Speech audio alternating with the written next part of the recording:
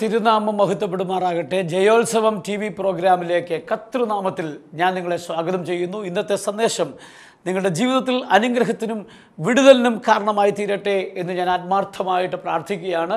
നിങ്ങൾ പ്രാർത്ഥനയോടുകൂടെ ഈ വചനം കേൾക്കുകയാണെങ്കിൽ കർത്താവ് നിശ്ചയമായിട്ടും നിങ്ങളെ തൊടും. കർത്താവ് നിശ്ചയമായിട്ടും നിങ്ങളെ അനുഗ്രഹിക്കും. നിങ്ങളുടെ ജീവിതത്തിൽ ഒരു വഴിത്തിരിവിൻ്റെ നിമിഷമാക്കി ഇതിനെ മാറ്റുവാനായിട്ട് ദൈവത്തിന് കഴിയും. ആമേൻ. എന്നെ കേൾക്കുന്ന നിരവധി ആൾക്കാരുണ്ട്. നിങ്ങളെല്ലാവരും വ്യത്യസ്തമായ സാഹചര്യങ്ങളിലൂടെ കടന്നു പോകുന്നവരാണ്. ചിലർക്ക് നല്ല ബുദ്ധി ദൈവം തന്നിട്ടുണ്ട്, ചിലർക്ക് നല്ല പാടാനുള്ള കഴിവ് തന്നിട്ടുണ്ട്, വ്യത്യസ്തമായ കഴിവുകൾ ദൈവം നിങ്ങൾക്ക് തന്നിട്ടുണ്ട്. എന്നാൽ നമ്മുടെ സൊസൈറ്റിയിൽ വളരെ കുറ്റബോധമുള്ളവരായിട്ട്, വളരെ ജീവിതത്തിൽ നിരാശയുള്ളവരായിട്ട് അനേകർ നമ്മുടെ ചുറ്റുപാടുകളിലുണ്ട്. എന്തെങ്കിലുമൊക്കെ ദൈവനാമത്തിനു വേണ്ടി ചെയ്യണമെന്നുണ്ട്, കർത്താവിന് വേണ്ടി പ്രവർത്തിക്കണമെന്നുണ്ട്, പ്രസംഗിക്കണമെന്നുണ്ട്, പാടണമെന്നുണ്ട്, അങ്ങനെയുള്ള കാര്യങ്ങൾ അനവധി ചെയ്യണമെന്നുണ്ട്. എന്നാൽ ജീവിതത്തിലെ സാഹചര്യങ്ങൾ കാരണം ഒന്നും ചെയ്യാൻ കഴിയാതെ ഭാരപ്പെടുന്ന അനേക ആൾക്കാർ നമ്മുടെ ചുറ്റുപാടുകളിലുമുണ്ട്. എന്നാൽ അവരെല്ലാം പറയുന്നൊരു കാര്യമുണ്ട്, പാസ്റ്ററെ എനിക്ക് കഴിവില്ല, എനിക്ക് ദൈവത്തിനു വേണ്ടി പ്രവർത്തിക്കണം എന്നെനിക്ക് ആഗ്രഹമുണ്ട്, എന്നാൽ എനിക്ക് അതിനുള്ള പ്രാപ്തിയില്ല, അതിനുള്ള കഴിവില്ല, പ്രസംഗിക്കാൻ അറിയാൻ പാടില്ല, കൊടുക്കാൻ എൻ്റെ പണമില്ല, എങ്ങനെ പ്രയോജനപ്പെടണമെന്ന് അറിയാൻ പാടില്ല. എന്നാൽ ഞാൻ ദൈവാത്മാവിൽ നിങ്ങളോട് ദൂത് പറയുന്നു, നിങ്ങളുടെ മേൽ ദൈവം ഒരു ശക്തി പകരാൻ പോകുകയാണ്. നിങ്ങളുടെ അകത്ത് ദൈവം പകർന്നിരിക്കുന്ന ഒരു സ്വയാർജിതമായ ശക്തിയുണ്ട്, ഒരു പൊട്ടൻഷ്യലുണ്ട്. എനിക്ക് കഴിവില്ല എന്ന് ആർക്കും പറയാൻ പറ്റില്ല. എന്നെ ദൈവത്തിന് വേണ്ട. ചിലർ പറയാറുണ്ട്, ദൈവത്തിന് എന്നെ വേണ്ട. ദൈവത്തിന് എന്നെ വേണമായിരുന്നെങ്കിൽ കുറച്ചുകൂടെ നല്ല കുടുംബത്തിൽ എന്നെ ജനിപ്പിക്കുക ായിരുന്നോ, ദൈവത്തിന് എന്നെ വേണമായിരുന്നെങ്കിൽ എനിക്ക് കുറച്ചുകൂടെ കഴിവ് തന്ന് നല്ല പേഴ്സണാലിറ്റി എനിക്ക് തരാൻ പാടില്ലായിരുന്നോ, ദൈവത്തിന് എന്നെ വേണ്ട. അമേൻ, അമേൻ. അങ്ങനെ ആരും പറയരുത്. ദൈവത്തിന് നിന്നെ വേണം. നീ ഭൂമിയിലേക്ക് വന്നത് ദൈവത്തിൻ്റെ പ്ലാനാണെങ്കിൽ, ദൈവത്തിൻ്റെ വചനം പറയുന്നു, നിന്റെ അമ്മയുടെ ഉദരത്തിൽ നീ ഉദരവാകുന്നതിന് മുമ്പ് നിന്നെ ദൈവം കണ്ടെങ്കിൽ ഈ തലമുറയിൽ ഇന്നുവരെ ആരെയും ഉപയോഗിച്ചിട്ടില്ലാത്ത തലത്തിൽ നിന്നെ ഉപയോഗിക്കാൻ, നിന്നെ മാനിക്കാൻ ദൈവത്തിന് കഴിയും. അനേക പരാജയത്തിൻ്റെ മണ്ഡലങ്ങൾ നിന്റെ ജീവിതത്തിൽ കാണും. പലയിടത്തും നീ പ്രവർത്തിച്ചിട്ടും അധ്വാനിച്ചിട്ടും നീ പരാജയപ്പെട്ടു പോയ വ്യക്തിയായിരിക്കും. എന്നാൽ നിന്റെ പരാജയങ്ങളെ വിജയമാക്കി തീർക്കാൻ ദൈവത്തിന് ഒരു മിനിറ്റ് മതി, ഒരു സെക്കൻഡ് മതി. ഒറ്റ സെക്കൻഡ് കൊണ്ട് നിന്റെ സ്ഥിതിയെ മാറ്റിമറിക്കാനായിട്ട് ദൈവത്തിന് കഴിയും. നമുക്ക് ഓബേദോബിൻ്റെ ഭവനത്തിൽ ദൈവത്തിൻ്റെ പെട്ടകം വന്നു. അവൻ ശപിക്കപ്പെട്ട് കിടന്ന, നന്മയൊന്നുമില്ലാതിരുന്ന, ഒരു യോഗ്യതയില്ലാതിരുന്ന ഓബേദോബ് പെട്ടകത്തിൻ്റെ മുമ്പിൽ ദൈവത്തിന് മഹത്വം കൊടുത്തു കഴിഞ്ഞപ്പോൾ ദൈവം ഓബേദോബിൻ്റെ സ്ഥിതിക്ക് മാറ്റം വരുത്തി. എത്ര നാൾ കൊണ്ടാണ്? വെറും 3 മാസം കൊണ്ട് ഓബേദോബിൻ്റെ സ്ഥിതിക്ക് ദൈവം മാറ്റം വരുത്തുവാൻ തക്കവണ്ണം ഇടയായി. ഒരു മനുഷ്യൻ്റെ സ്ഥിതിയെ മാറ്റാൻ, ഒരു വ്യക്തിയുടെ അവസ്ഥയ്ക്ക് മാറ്റം വരുത്താൻ ദൈവത്തിന് മാസങ്ങളുടെ ആവശ്യമില്ല, മണിക്കൂറുകളുടെ ആവശ്യമില്ല. സെക്കൻഡ് കൊണ്ട് നിന്റെ സ്ഥിതിയെ മാറ്റി നിന്നെ ഒരു അനുഗ്രഹത്തിൻ്റെ മണ്ഡലത്തിൽ കൊണ്ടുവന്ന് നിന്നെ പറത്തി ദൈവനാമത്തിന് വേണ്ടി ഉപയോഗിക്കാൻ ദൈവത്തിന് കഴിയുമെന്ന് ദൈവാത്മാവിൽ ഞാൻ ദൂത് പറയുകയാണ്. അപ്പോൾ നമ്മുടെ എല്ലാവരുടെ ഉള്ളിലും ദൈവം ഒരു സ്വയാർജിതമായ ശക്തി, കൃപ പകർന്നിട്ടുണ്ട്. നമ്മുടെ റെസ്പോൺസിബിലിറ്റി എന്താണ്? ആ ദൈവം പകർന്ന കഴിവുകളെ വികസിപ്പിച്ചെടുക്കുവാൻ. ആമേൻ. അത് വികസിപ്പിക്കാൻ നിന്റെ ശക്തി കൊണ്ട്, നിന്റെ പ്രാപ്തി കൊണ്ട് കഴിയത്തില്ല. അത് വികസിപ്പിക്കണമെങ്കിൽ, അതിനെ എക്സ്പാൻഡ് ചെയ്യണമെങ്കിൽ, അതിനെ മാക്സിമൈസ് ചെയ്യണമെങ്കിൽ ദൈവത്തിൻ്റെ പരിശുദ്ധാത്മാവിൻ്റെ അഭിഷേകം ആവശ്യമാണ്, ശക്തി ആവശ്യമാണ്. ആമേൻ. ഇന്ന് ഈ നിമിഷം നിങ്ങൾ ദൈവവചനം കേൾക്കുമ്പോൾ തന്നെ നിങ്ങൾക്ക് അല്പമായിട്ടുള്ള കഴിവുകളെ കർത്താവെ ഒന്ന് വികസിപ്പിച്ചെടുക്കുവാൻ, അത് ദൈവനാമത്തിൻ്റെ മഹത്വത്തിനു വേണ്ടി ലോകവ്യാപകമായി ആയിരങ്ങളെ കർത്താവിന് വേണ്ടി നേടുന്നതിനുള്ള ശക്തി എൻ്റെ മേൽ പകരണമേ എന്ന് പ്രാർത്ഥിച്ചാൽ ദൈവം നിറയ്ക്കുവാൻ ശക്തനായ ദൈവമാണ്. അപ്പോൾ നമ്മുടെ ഉള്ളിൽ ദൈവം പകർന്നിരിക്കുന്ന ആ പൊട്ടൻഷ്യൽ മാക്സിമൈസ് ചെയ്യുവാൻ, അതൊന്ന് വിശാലതയിലേക്ക് കൊണ്ടുവരുവാൻ നമുക്ക് എന്താണ് ഉണ്ടായിരിക്കേണ്ടത്? പ്രധാനമായ ചില കാര്യങ്ങൾ മാത്രം നിങ്ങളുടെ മുമ്പിൽ പങ്കുവച്ച് എൻ്റെ വാക്കുകളെ ഞാൻ അവസാനിപ്പിക്കുവാൻ ആഗ്രഹിക്കുകയാണ്. നമ്മുടെ ആ പൊട്ടൻഷ്യൽ മാക്സിമൈസ് ചെയ്യുവാൻ ഒന്നാമത് നമുക്കുണ്ടാകേണ്ടത് ഒരു ദർശനമാണ്. ഒരു നല്ല സ്വപ്നം നമുക്കുണ്ടാകണം. നമ്മുടെ ഭാവിയെക്കുറിച്ച് നമുക്ക് നല്ല ലക്ഷ്യമുണ്ടാകണം. നാളെ എന്തായി തീരണം എന്നുള്ളതിനെക്കുറിച്ചുള്ള ലക്ഷ്യമുണ്ടാകണം. ഒരു ദർശനം പ്രാപിക്കണം. എന്ത് ദർശനം? ഒന്ന്, ദൈവത്തെക്കുറിച്ചുള്ള വെളിപ്പാട് നമ്മൾ പ്രാപിക്കണം. എന്താണ് ദൈവം? ദൈവത്തിന് എന്നെ എത്രത്തോളം ഉപയോഗിക്കാൻ കഴിയും? യേശു ആരാണെന്നുള്ള വെളിപ്പാട് പ്രാപിക്കണം. രണ്ട്, എന്നെ ദൈവത്തിന് എത്രമാത്രം പ്രയോജനപ്പെടുത്താൻ കഴിയുമെന്നുള്ള വെളിപ്പാട് പ്രാപിക്കണം. ഒന്ന്, യേശുവിനെ കുറിച്ചുള്ള വെളിപ്പാട് നീ പ്രാപിച്ച് കഴിയുമ്പോൾ തന്നെ നിന്റെ സ്ഥിതിക്ക് മാറ്റം വരും. പലരും പ്രയോജനപ്പെടാൻ കഴിയാത്തത് അവരുടെ പരിമിതികളെ ഓർത്ത് ഭാരപ്പെട്ട് ഭയപ്പെട്ടാണ്. എന്നാൽ ദൈവം നിൻ്റെ കൂടെ ഉണ്ടെന്ന് നിനക്ക് ഉറപ്പുണ്ടെങ്കിൽ നീ ഭാരപ്പെടേണ്ട ആവശ്യമേ ഇല്ല. ആമേൻ. മോശയോട് ദൈവം പറഞ്ഞു, ചെങ്കടലിന് മുമ്പിൽ വടിയും പിടിച്ചുകൊണ്ട് നിൽക്കുന്ന ഒരു ഉണക്ക വടിയും പിടിച്ചുകൊണ്ട് നിൽക്കുന്ന മോശയോട് ദൈവം പറഞ്ഞു, നീ ചെങ്കടലിൻ്റെ നേരെ വടി നീട്ട്. മോശ വടി നീട്ടിയപ്പോൾ തന്നെ കിഴക്കൻ കാറ്റടിപ്പിച്ച് ചെങ്കടലിനെ ദൈവം വിഭാഗിക്കുവാൻ തക്കവണ്ണം ഇടയായി തീർന്നു. അതിൻ്റെ നടുവിലൂടെ അവർ നടന്നു പോവുകയാണ്. എങ്ങനെ ധൈര്യം കിട്ടി നടക്കാനായിട്ട്?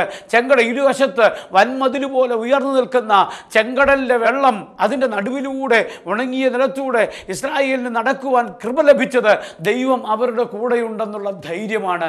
കർത്താവ് പറഞ്ഞു, ഭയപ്പെടേണ്ട, ഞാൻ നിന്റെ കൂടെയുണ്ട്. ഭ്രമിച്ചു നോക്കേണ്ട, ഞാൻ നിന്റെ ദൈവമാകുന്നു. ആമേൻ. നീ വെള്ളത്തിൽ കൂടി കടക്കുമ്പോൾ അത് നിന്റെ മീതെ കവിയത്തില്ല. ആമേൻ.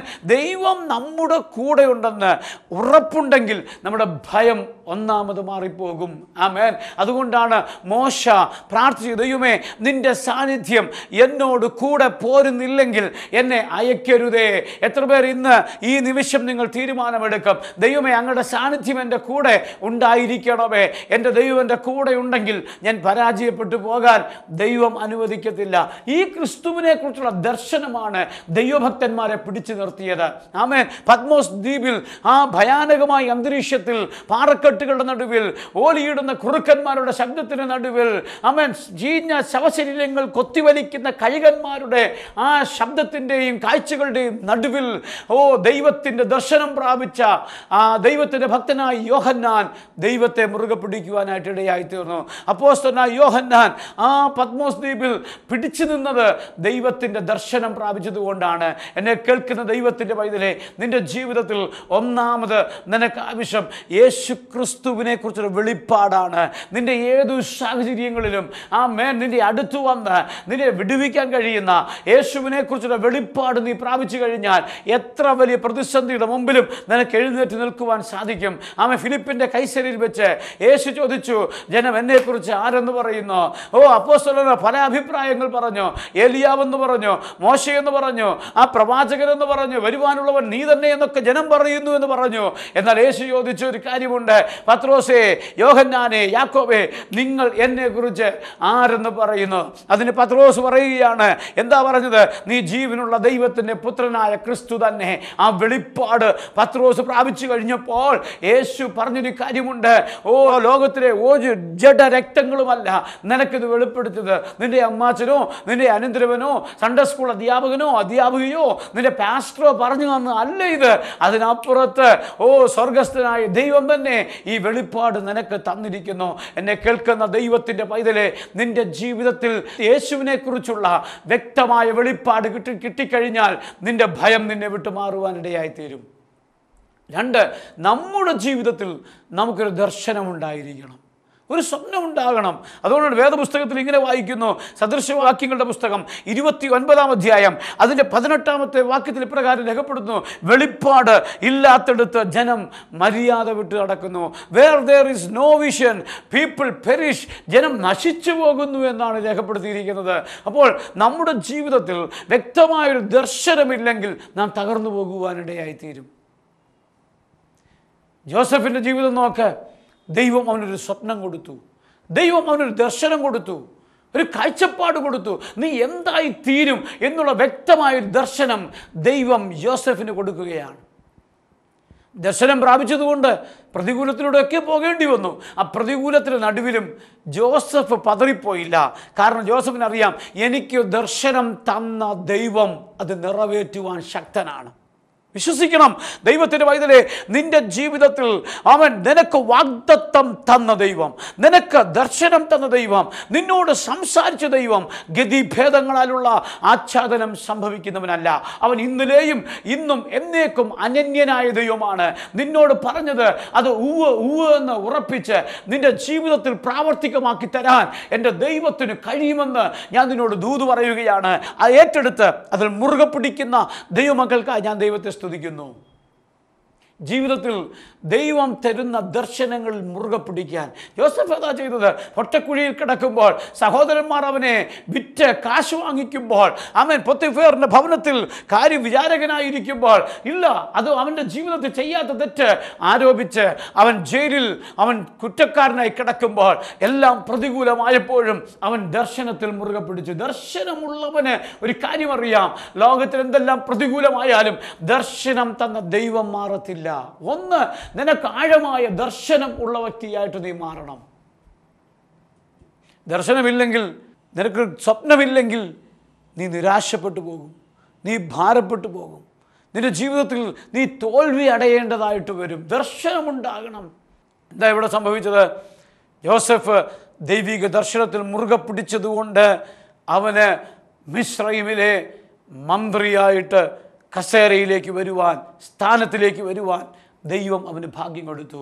ദൈവത്തിൻ്റെ പൈതലേ, നീ ഒരു ദർശനം പ്രാപിച്ചാൽ, നിനക്ക് ആഴമായൊരു ദർശനമുണ്ടെങ്കിൽ, ആ ദർശനത്തിൽ നീ മുറുകെ പിടിച്ചാൽ, ദൈവമാണ് ദർശനം തന്നതെങ്കിൽ അത് പൂർത്തീകരിക്കാൻ ശക്തനായ ദൈവമാണ്. ഹബക്കൂക്കിൻ്റെ ജീവിതത്തിൽ ഹബക്കൂക്ക് ശക്തനായൊരു പ്രവാചകനായിരുന്നു. ദൈവത്തിൻ്റെ ദൂതുകൾ വിളിച്ചു പറയുന്ന ഒരു അഭിഷക്തനായിരുന്നു. എന്താ സംഭവിച്ചെന്നറിയാമോ? ഹബക്കൂക്ക് അത്രയുമൊക്കെ കർത്താവിന് വേണ്ടി പറഞ്ഞെങ്കിലും, ദൂത് പറഞ്ഞെങ്കിലും, പ്രസംഗിച്ചെങ്കിലും ഒക്കെ ദർശനത്തിൻ്റെ ഒരു കുറവുണ്ടായിരുന്നു. ദൈവദാസന്മാർ ജീവിതത്തിൽ നിരാശപ്പെട്ടു പോകാൻ കാരണം ദർശനത്തിൻ്റെ അപര്യാപ്തതയാണ്. എൻ്റെ ദൈവം ഏത് നിലവാരത്തിൽ എന്നെ ഉപയോഗിക്കും, ഏത് എക്സ്റ്റൻഷൻ വരെ എന്നെ പ്രയോജനപ്പെടുത്തുമെന്ന് നമുക്കൊരു ദർശനമുണ്ടാകണം, കാഴ്ചപ്പാടുണ്ടാകണം. അതിലേക്ക് നാം വളരെ ശ്രമിക്കുന്നവരായി മാറണം. അവിടെയാണ് ദൈവം നമുക്ക് വിജയം തരുന്നത്. നോക്കുക, ഹബക്കൂക്ക് നിരാശപ്പെട്ടു, ഭാരപ്പെട്ട് കഴിഞ്ഞപ്പോൾ ദൈവം അവൻ്റെ അടുത്ത് ഇറങ്ങിച്ചെന്ന് അവനോടൊരു കാര്യം പറയുകയാണ്. ഹബക്കൂക്കിൻ്റെ പ്രവചനത്തിൽ 2-ാം അധ്യായത്തിൽ ദൈവം പറയുകയാണ്, ഞാൻ നിനക്ക് ദർശനം കാണിക്കാൻ പോകുന്നു. ആ ദർശനം നീ തെളിവായി എഴുതി വയ്ക്കുക, തെളിവായിട്ട് എഴുതുക. ആമേൻ. അത് സമാപ്തിയിലേക്ക് ബന്ധപ്പെട്ടുകൊണ്ടിരിക്കുന്നു, അത് താമസിക്കുകയില്ല. ആമേൻ. ദൈവത്തിന് സ്തോത്രം. ദർശനം നീ എഴുതി വെക്കണം. മറ്റുള്ളവർ വായിക്കത്തക്ക രീതിയിൽ, വ്യക്തമായ രീതിയിൽ ഒരു ദർശനം നീ പ്രാപിച്ചിട്ടുണ്ടെങ്കിൽ നിന്റെ ഭാരങ്ങളെല്ലാം മാറിപ്പോകും, നിന്റെ പ്രയാസങ്ങളെല്ലാം മാറിപ്പോകും, നിന്റെ നിരാശയെല്ലാം മാറിപ്പോകും. ദൈവം തന്ന ദർശനം നിനക്കൊരു പുതിയ കാഴ്ചപ്പാട് തരുവാൻ, പുതിയ സ്റ്റെപ്പിലേക്ക് നിന്റെ കാലുകൾ എടുത്തു വയ്ക്കുവാൻ ദൈവം കൃപ തരും. ഒന്നാമത് നമുക്ക് ആവശ്യമായിരിക്കുന്നത് ഒരു ദർശനം ഉള്ള വ്യക്തിയായിട്ട് മാറണം. ഇന്ന് വരെ ലക്ഷ്യമില്ലാതെയാണ് നീ പോകുന്നതെങ്കിൽ, ചിലരുണ്ട് എന്തെങ്കിലും ഒരു ജോലിക്ക് വേണ്ടി ഏർപ്പെടും, 4 ദിവസം കഴിയുമ്പോൾ ജോലി കളഞ്ഞിട്ട് പോകും. എന്തെങ്കിലും ഒരു കാര്യം ചെയ്യാൻ തുടങ്ങും, ഒരു ബിസിനസ് തുടങ്ങും, 4 ദിവസം കഴിയുമ്പോൾ അത് പൂട്ടിക്കെട്ടി അവരവരുടെ പണിക്ക് പോകും. എന്ന് പറഞ്ഞാൽ ഒന്നിനെക്കുറിച്ച് ഒരു കാഴ്ചപ്പാടില്ല. ചിലരുണ്ട് രാവിലെ ഇറങ്ങി വീട്ടിൽ നിന്ന് ഇറങ്ങിപ്പോകും. എങ്ങോട്ടാ പോകുന്നത് അറിയത്തില്ല, എന്താ ചെയ്യുന്നത് എന്തുവാന്ന് അറിയത്തില്ല, എങ്ങോട്ടാ പോകുന്നത്, ഏതെങ്കിലും ബസ്സിൽ കയറിയിരിക്കും, ഒരു ദിവസം മുഴുവൻ കറങ്ങി. എങ്ങോട്ടാ പോകുന്നത്? ലക്ഷ്യമില്ലാതെ, ജീവിതത്തിൽ ലക്ഷ്യമില്ലാതെ നടന്നവരെല്ലാം ജീവിതത്തിൽ തകർന്നു പോയിട്ടുണ്ട്. ദൈവത്തിൻ്റെ പൈതലേ, നീ ഒരു ദിവസം രാവിലെ എഴുന്നേൽക്കുമ്പോൾ, ഒരാണ്ട് ആരംഭിക്കുമ്പോൾ, ജീവിതത്തിൻ്റെ ഏത് പ്രധാന തീരുമാനമെടുക്കുമ്പോഴും നിനക്കൊരു ലക്ഷ്യം നിനക്കുണ്ടാകണം, സ്വപ്നം ഉണ്ടാകണം, അതിൻ്റെ പൂർത്തീകരണത്തെക്കുറിച്ച് നിനക്കൊരു ആഗ്രഹം ഉണ്ടാകണം. എങ്കിൽ അത് നിനക്ക് അനുഗ്രഹമായി തീരുവാൻ തക്കവണ്ണം ഇടയാകും. 1, ദർശനം. 2, ജീവിതത്തിലെ പ്രതികൂലങ്ങളെ നോക്കി പ്രവചിക്കുന്നവരായി തീരണം. Number 1, we need to have revelation. Number 2, we need to speak to the dry bones. We have to speak to the dry bones. നമ്മുടെ ജീവിതത്തിലെ ഉണങ്ങിയ അസ്ഥികളെ നോക്കി പ്രവചിക്കുന്നവരായിട്ട് നമ്മൾ മാറണം. ഞാൻ പറയുന്ന ദൂത് നിങ്ങൾ മനസ്സിലാക്കണം. ഉണങ്ങിയ അസ്ഥികൾ എന്ന് പറയുമ്പോൾ വിശുദ്ധ വേദപുസ്തകത്തിൽ യെഹെസ്കേൽ പ്രവചനം 37-ാം അധ്യായത്തിൽ ദൈവത്തിൻ്റെ ദാസനായ യെഹെസ്കേലിനെ ദൈവം താഴ്വരയിലേക്ക് കൊണ്ടുപോകുകയാണ്. താഴ്വര, ആ താഴ്വരയുടെ പ്രത്യേകത എന്താണ്? താഴ്വര മുഴുവൻ ഉണങ്ങിയ അസ്ഥികൾ കൊണ്ട് നിറഞ്ഞിരിക്കുന്നു, ഏറ്റവും ഉണങ്ങിയിരിക്കുന്നു. ആമേൻ. അപ്പോൾ അസ്ഥികൾ കൊണ്ട്, ഉണങ്ങിയ അസ്ഥികൾ കൊണ്ട് താഴ്വര നിറഞ്ഞിരിക്കുന്നു. അതേ സ്ഥാനത്ത് തന്നെ ആ അസ്ഥികൾ ഏറ്റവും ഒരു ചെറിയ പച്ചപ്പ് പോലുമില്ലാതെ, ഒരു ചെറിയ ജീവിക്കാനുള്ള സാധ്യതകൾ 1% പോലും ഇല്ലാത്ത അസ്ഥികൾ. ആമേൻ. ദൈവം യെഹെസ്കേലിനെ അതിൻ്റെ നടുവിൽ കൊണ്ടുവന്നു. എന്നിട്ട് എന്താ ചെയ്തേ? യെഹെസ്കേലിനെ അതിൻ്റെ അകത്തൂടെ ചുറ്റി നടക്കുമാറാക്കി. എത്ര പേർക്ക് അത്രയും ധൈര്യം ഉണ്ടെന്ന് അറിയത്തില്ല. എന്നാൽ ദൈവത്തിനു വേണ്ടി പ്രവർത്തിക്കാൻ മനസ്സുള്ള, ദൈവം ഉപയോഗിക്കാൻ സാധ്യതയുള്ള ഒരു വ്യക്തിയെ ദൈവം ഏതൊക്കെ മണ്ഡലത്തിൽ കൊണ്ടുപോയി ഉപയോഗിക്കുമെന്ന് നമുക്കാർക്കും പ്രഡിക്റ്റ് ചെയ്യുവാൻ സാധ്യമല്ല. ആമേൻ. ഇന്ന് എന്നെ കേൾക്കുന്ന ദൈവത്തിൻ്റെ പൈതലേ, ദൈവം നിന്നെ ഈ തലമുറയിൽ ഉപയോഗിക്കാൻ പോവുകയാണ്. ഒരുപക്ഷെ നീ പ്രതീക്ഷിക്കുന്ന മണ്ഡലത്തിലല്ല നീ ഉപയോഗിക്കാൻ പോകുക. യെഹെസ്കേൽ വിചാരിച്ചത് ഒരുപക്ഷെ രാജാക്കന്മാരുടെ കൊട്ടാരത്തിനകത്ത് എന്നെ കൊണ്ട് നിർത്തുമെന്നായിരിക്കും, അല്ലെങ്കിൽ വലിയ വലിയ ആൾക്കാരുടെ അടുത്ത് വലിയ പബ്ലിക് മീറ്റിങ്ങിൽ എന്നെ കൊണ്ട് നിർത്തി ജനത്തിൻ്റെ മാനസാന്തര ദൂത് പറയുന്നതായിരുന്നു. ഇതല്ല, ദൈവം പറഞ്ഞു, നോ, ഞാൻ നിന്നെ ഉപയോഗിക്കാൻ പോകുന്നത് ഉണങ്ങിയ അസ്ഥികളുടെ ഇടയിലാണ്. ഒരു പ്രതീക്ഷയും ഇല്ലാത്ത മണ്ഡലത്തിൽ, തകർന്നുപോയ ജനത്തിൻ്റെ നടുവിൽ, ഉണങ്ങിപ്പോയ ജനത്തിൻ്റെ നടുവിൽ, എല്ലാ വിധത്തിലും ശൂന്യമായി പോയ മണ്ഡലത്തിൽ ദൈവം നിന്നെ നിർത്താൻ പോകുകയാണ്. അതിന് നടുവിലൂടെ ചുറ്റി നടത്തുന്ന ദൈവം എത്ര പേര് വിശ്വസിക്കുന്നുണ്ട്? ദൈവം ഈ ദിവസങ്ങളിൽ നീ പ്രതീക്ഷിക്കാത്ത മണ്ഡലത്തിലൂടെ ചുറ്റി നടത്തി അവൻ ദൈവത്തിൻ്റെ മഹത്വം അവിടെ വെളിപ്പെടുത്താൻ പോകുകയാണ്. ദൈവം വെറുതെ ഒന്നും ചെയ്യുന്ന ദൈവമല്ല കേട്ടോ, വെറുതെ ഒന്നും ചെയ്യത്തില്ല. ദൈവം ചെയ്താൽ ദൈവത്തിന് പദ്ധതിയുണ്ട്. നീ എന്തിക്ക് ദൈവം എന്തിനാ ഈ ഉണങ്ങിയ സ്ഥിരയുടെ എന്നെ കൊണ്ടുവന്നത്? എന്തിനാ ഈ പ്രതിസന്ധിക്കകത്ത് കിടക്കുന്നവരുടെ കൂടെ എന്നെ കൊണ്ടാക്കിയിരിക്കുന്നത്?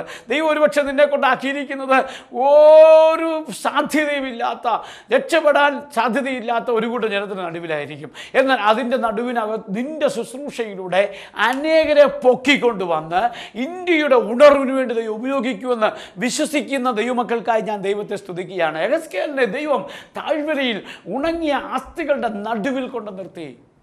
ആമേൻ. ഹല്ലേലൂയ.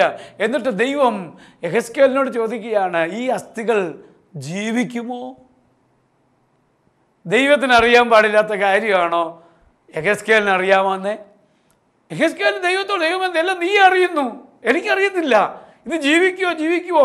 ദൈവം പറഞ്ഞൊരു കാര്യമുണ്ട്, ഞാൻ നിന്നോട് ചോദിച്ചത്, ഞാൻ പറയുന്നത് എന്തും ഇവിടെ പറയാൻ, ഇവിടെ പ്രവർത്തിക്കാൻ നിനക്ക് മനസ്സുണ്ടോ എന്നുള്ളതാണ്. നീയല്ല ജീവിപ്പിക്കുന്നത്, നീയല്ല പ്രവർത്തിപ്പിക്കുന്നത്. നിനക്ക് ഈ ഉണങ്ങിയ അസ്ഥികളെ നോക്കി പ്രവചിക്കാൻ കഴിയുമോ? സാധ്യതയില്ലാത്ത, ഒരിക്കലും ജീവിക്കാൻ പറ്റാത്ത, ഒരിക്കലും ജീവിക്കാൻ സാധ്യതയില്ലാത്ത ഈ ഉണങ്ങിയ അസ്ഥികളെ നോക്കി നിനക്ക് അതിനോട് സംസാരിക്കാൻ ശക്തിയുണ്ടെങ്കിൽ ഞാൻ പ്രവർത്തിക്കാൻ ശക്തനാണ്. ഞാൻ ദൂത് പറയാം, ഈ തലമുറയിൽ, ഈ ജനറേഷനിൽ, ഈ നൂറ്റാണ്ടിൽ എൻ്റെ ദൈവത്തിന് ഉപയോഗിക്കാൻ ഒരു മീഡിയയാണ് നീ എന്നുള്ള കാര്യം നീ മറക്കരുത്. ഒരുപക്ഷെ നിനക്ക് ഒരു യോഗ്യതയില്ലായിരിക്കും, ഒരു എഡ്യൂക്കേഷനും ഇല്ലായിരിക്കും, ഒരു കഴിവില്ലായിരിക്കും, നീ തകർന്നുടഞ്ഞൊരു പാത്രം പോലൊരു വ്യക്തിയായിരിക്കും. എന്നാൽ കർത്താവ് പറയുന്നത് എന്തും നീ പറയാൻ തയ്യാറാണോ? ദൈവം നിന്നെ ഉപയോഗിക്കാൻ പോകുകയാണ്. ആ ജലത്തിൻ്റെ നടുവിൽ എൻ്റെ കർത്താവ്, ആ ഉണങ്ങിയ അസ്ഥികളുടെ നടുവിൽ എൻ്റെ യേശു യെഹെസ്കേലിനെ ഉപയോഗിക്കുകയാണ്. എങ്ങനെ യെഹെസ്കേലിനെ പ്രയോജനപ്പെടുത്തിയത്? ദൈവം പറഞ്ഞതുപോലെ ആ ഉണങ്ങിയ അസ്ഥികളെ നോക്കി ജീവിക്കാൻ, പ്രവചിക്കാൻ പറഞ്ഞു. അതിനു മേൽ ആ അസ്ഥികൾ ഒരുമിപ്പിക്കുവാനായിട്ട്, അസ്ഥികൾ യോജിക്കുവാൻ തക്കവണ്ണം യെഹെസ്കേൽ പ്രവചിച്ചു തുടങ്ങി. അതിൽ മാംസം കൊണ്ട് പൊതിയാൻ യെഹെസ്കേൽ പ്രവചിച്ചു. അതിൽ ഞരമ്പുകൾ വരാൻ യെഹെസ്കേൽ പ്രവചിച്ചു. അതിനെ തൊക്കുകൊണ്ട് പൊതിയാൻ യെഹെസ്കേൽ പ്രവചിച്ചു. യെഹെസ്കേൽ വിശ്വാസത്തോടെ പ്രവചിച്ചു കൊണ്ടിരിക്കുന്ന സമയത്തു തന്നെ ഒരു വലിയ ശബ്ദം, ഒരു വലിയ ഇടിമുഴക്കത്തിൻ്റെ ശബ്ദം അവിടെ മുഴങ്ങുകയാണ്. എന്താ ശബ്ദത്തിൻ്റെ പ്രത്യേകത? ഈ അസ്ഥികൾ, ചെതറിക്കിടക്കുന്ന അസ്ഥികൾ, ഒരസ്ഥിയോട് ഒരു അസ്ഥിക്ക് ബന്ധമില്ലാതെ ചിതറിക്കിടക്കുക. എന്നാൽ അതാത് വ്യക്തികളുടെ അസ്ഥികൾ ആ ശരീരത്തിലേക്ക് വന്ന് കൂട്ടിമുട്ടുന്ന ശബ്ദങ്ങൾ യെഹെസ്കേലിൻ്റെ കാതിൽ കേൾക്കാൻ തുടങ്ങി. ഈ ദിവസങ്ങളിൽ വിശ്വസിക്കണം, ഒരു സാധ്യതയില്ലാതെ നീ എഴുതി തള്ളിയ വിഷയത്തിൽ ദൈവിക വിടുതലിൻ്റെ ശബ്ദം നിന്റെ കാതിൽ കേൾക്കാൻ പോകുകയാണ്. വിശ്വാസത്തോടെ നീ പറയണം, ഈ ദിവസങ്ങൾ ദൈവശബ്ദം എൻ്റെ കാതിൽ കേൾക്കാൻ പോകുന്നുണ്ട്. കർമ്മേലിൻ്റെ മുകളിൽ നിന്ന് ബാലിൻ്റെ പ്രവാചകന്മാരെ വെട്ടി വീഴ്ത്തിയിട്ട് ദൈവത്തിൻ്റെ പ്രവാചകനായി ഏലിയാവ് അവിടുന്ന് യാത്ര തിരിക്കുമ്പോൾ ആഹാബിനോട് പറഞ്ഞൊരു കാര്യമുണ്ട്. ആഹാമേ, വലിയ മഴയുടെ മുഴക്കം ഞാൻ കേൾക്കുന്നുണ്ട്. വലിയ മഴയുടെ മുഴക്കം ഞാൻ കേൾക്കുന്നുണ്ട്. ഒരു സാധ്യതയില്ല. കഴിഞ്ഞ 3 ആണ്ടും 6 മാസവുമായിട്ട് ഒരു തുള്ളി വെള്ളം പോലും ആകാശത്തുനിന്ന് ഭൂമിയിലേക്ക് വീണിട്ടില്ല. എങ്കിലും വിശ്വാസത്തോടെ ദൈവത്തിൻ്റെ അഭിഷക്തൻ വരണ്ട് കിടക്കുന്ന അനുഭവങ്ങൾ നോക്കി പറയുന്നു, വലിയ മഴയുടെ മുഴക്കം ഞാൻ കേൾക്കുന്നുണ്ട്. ഇന്ന് ആരോടൊക്കെയോ ദൈവത്തിൻ്റെ ആത്മാവ് വ്യക്തമായി സംസാരിക്കുന്നു. നീ ദൈവത്തിന് വേണ്ടി നിന്ന ദൈവത്തിൻ്റെ പൈതലാണെങ്കിൽ നിന്റെ പ്രതിസന്ധിയുടെ നടുവിൽ നീ പറഞ്ഞ വാക്കുപോലെ തന്നെ ദൈവത്തിൻ്റെ മഹത്വം നിന്റെ കുടുംബത്തിനകത്ത് നിന്റെ വിഷയങ്ങളുടെ മേൽ വെളിപ്പെടത്തക്ക രീതിയിൽ ചില ദൈവശബ്ദം നിന്റെ കാതുകളിൽ കേൾക്കാൻ പോകുകയാണ്. ആമേൻ. എത്ര പേര് വിശ്വസിക്കുന്നുണ്ട് എന്ന് എനിക്കറിയത്തില്ല. എന്നാൽ ദൈവാത്മാവ് നിന്നോട് ദൂത് പറയുന്നു, ഒരിക്കലും സാധ്യതയില്ലെന്ന് ലോകം പറഞ്ഞ ഏതെങ്കിലും വിഷയം നിന്റെ ജീവിതത്തിലുണ്ടെങ്കിൽ അതിന് മറുപടി നിന്റെ കാതിൽ ഇന്ന് പകല് തന്നെ തരാൻ എൻ്റെ ദൈവത്തിന് കഴിയും. ഏലിയാവ് പറയുന്നു, വലിയ മഴയുടെ മുഴക്കം ഞാൻ കേൾക്കുന്നുണ്ട്. ഒരുപക്ഷെ അടുത്ത് നിന്ന് ആഹാബ് കേട്ടില്ല, കൂടെ നിന്ന പ്രവാചക ശിഷ്യന്മാർ കേട്ടില്ല, കൂടെ ഉണ്ടായിരുന്ന പടയാളികൾ ആരും കേട്ടില്ല ആഹാബിൻ്റെ. എന്നാൽ കേട്ട ഒരു വ്യക്തിയുണ്ട്. പ്രാർത്ഥിക്കുന്നവന് ദൈവശബ്ദം കേൾക്കാൻ കഴിയും. ദൈവശബ്ദം കേട്ടവൻ അവൻ മിണ്ടാതിരുന്നില്ല. അവൻ മുഴങ്കാലുകളുടെ ഇടയിൽ തല വെച്ചുകൊണ്ട് അവൻ പ്രാർത്ഥിക്കുകയാണ്. ദൈവശബ്ദം കേട്ടവൻ്റെ ജീവിതം പ്രാർത്ഥനാ ജീവിതമായി മാറും. അവനറിയാം, എന്നോട് സംസാരിച്ച ദൈവം അവൻ വാക്ക് പറഞ്ഞാൽ മാറാത്തവനാണ്. അവൻ പറഞ്ഞതുപോലെ ചെയ്യാൻ ശക്തനാണ്. ഞാൻ പറഞ്ഞതിനെ നിവർത്തിക്കാൻ എൻ്റെ യേശു ശക്തനാണ്. എന്താ സംഭവിച്ചത്? ദൈവത്തിൻ്റെ ദാസനായ ഏലിയാവ് പറഞ്ഞു, വലിയ മഴയുടെ മുഴക്കം കേൾക്കുന്നു. അവൻ നേരെ പോയി പ്രാർത്ഥിക്കാൻ തുടങ്ങി. പ്രാർത്ഥിച്ചവൻ കണ്ടൊരു കാഴ്ചയുണ്ട്. കൈപ്പത്തി പോലെയുള്ള മേഘം പൊങ്ങി വരികയാണ്. നീ കേട്ടത്, നീ പ്രാർത്ഥിച്ചത് നിന്റെ കണ്ണുകൊണ്ട് കാണും. എത്ര പേര് വിശ്വസിക്കുന്നുണ്ട്? നീ കേട്ടത്, നീ പ്രാർത്ഥിച്ചത് നിന്റെ കണ്ണുകൊണ്ട് കാണിക്കുന്ന ദൈവം ഈ ദിവസങ്ങളിൽ, ഈ മാസം തീരുന്നതിന് മുമ്പ് തന്നെ ദൈവത്തിൻ്റെ മഹത്വം നിന്റെ കുടുംബത്തിനകത്ത് വെളിപ്പെടുത്തുവാൻ ദൈവത്തിന് കഴിയുമെന്ന് ദൈവാത്മാവ് ദൂത് പറയുന്നു. ആരുടെയൊക്കെയോ കുടുംബത്തിനകത്ത് ഒരു ശബ്ദവും കേൾക്കാൻ കഴിയാതെ, ഒരു നന്മയും കാണാനറിയാതെ ഇരുട്ടടഞ്ഞതുപോലെ ശത്രു മൂടിക്കെട്ടിയ വിഷയത്തിൽ ദൈവാത്മാവ് പറയുന്നു, ദൈവത്തിൻ്റെ കരം ചലിക്കാൻ പോകുകയാണ്. എന്താ സംഭവിച്ചെന്നറിയാമോ? ദൈവത്തിന് സ്തോത്രം. അതുപോലെ കാണാൻ ദൈവം ഇടയാക്കി. സ്തോത്രം. ദൈവത്തിൻ്റെ പ്രവാചകനായ ദൈവത്തിൻ്റെ ദാസനായ യെഹെസ്കേൽ ഇടിമുഴക്കുന്ന ശബ്ദം കേട്ട് അവിടെ അസ്ഥികൾ അസ്ഥിയോട് യോജിക്കാൻ തുടങ്ങി. വിശ്വസിക്കണം, ഒന്നൊന്നിനോട് ചേർന്നു വരത്തക്ക രീതിയിൽ ചില വിടുതലുകൾ ചിലയിടത്ത് വ്യാപരിക്കാൻ പോകുകയാണ്. ഒരിക്കലും ചേരാൻ കഴിയാത്ത രീതിയിൽ പിശാച് ചിന്ന ഭിന്നമാക്കി കളഞ്ഞ, പിശാച് ചിതറിച്ചു കളഞ്ഞ കൂട്ടു സഹോദരങ്ങൾ തമ്മിൽ സംസാരിക്കത്തില്ല, മിണ്ടത്തില്ല. കുടുംബത്തിൽ അപ്പനും അമ്മയും സഹോദരങ്ങളും തമ്മിൽ പിണങ്ങി ചിന്ന ഭിന്നമായിരിക്കുന്നു. ദൈവത്തിൻ്റെ പ്രവൃത്തി വെളിപ്പെടാൻ കഴിയാതെ ചിന്ന ഭിന്നമാക്കി കളഞ്ഞ ചില വിഷയങ്ങൾ അത് യോജിക്കാൻ പോകുകയാണ്. ആമേൻ. ഏകദേശം 120 പേര് ഒരു മനസ്സോടെ ഒരുമിച്ച് കൂടിയപ്പോൾ ഇന്ന് എന്താ ദൈവത്തിന് പ്രവർത്തിക്കാൻ കഴിയാത്ത? നിന്റെ കുടുംബത്തിലെ ഭിന്നതയാണ്, അഭിപ്രായ വ്യത്യാസങ്ങൾ, എന്തു പറഞ്ഞാലും വഴക്കിൽ പിരിയുന്ന അനുഭവങ്ങൾ. ദൈവത്തിൻ്റെ ആത്മാവ് പറയുന്നില്ല, ഒരുമിച്ച് മുട്ടുമടക്കി പ്രാർത്ഥിക്ക്. ഒരേ അഭിപ്രായത്തിലേക്ക് നിങ്ങൾ കടന്നു വാ. ദൈവത്തിൻ്റെ മഹത്വം വെളിപ്പെടാൻ പോകുക. ഒന്നാമത് സംഭവിക്കേണ്ടത് ഐക്യതയാണ്. അസ്ഥിയോട് യോജിക്കുന്ന അനുഭവങ്ങൾ. അവിടെ അത് സംഭവിച്ചു കഴിയുമ്പോൾ അടുത്ത അത്ഭുതം നടക്കും. എന്താ? മാംസം കൊണ്ട് പൊതിയും, ഞരമ്പ് കൊണ്ട് പൊതിയും, അവിടെ ത്വക്ക് കൊണ്ട് പൊതിയും. നോക്കുക, അവിടെ ഒരു കൂട്ടം ജീവനില്ലാത്ത തുടിതുടുപ്പുള്ള ശരീരങ്ങൾ ആ താഴ്വരയിൽ നിറഞ്ഞു കിടക്കുക. ദൈവത്തിൻ്റെ ദാസനായ യെഹെസ്കേൽ പറഞ്ഞു, ഇവരുടെ മേൽ ജീവൻ പകരേണ്ടതിന്, ഈ നിഹിതന്മാരുടെ മേൽ ജീവൻ പകരേണ്ടതിന് കാറ്റേ ഊതുക. നോക്കുക, അവരുടെ മേൽ ജീവശ്വാസം ദൈവം ഊതി അവരെ ഒരു സൈന്യമായിട്ട് എഴുന്നേൽപ്പിക്കുവാൻ തക്കവണ്ണം ഇടയായി തീർന്നു.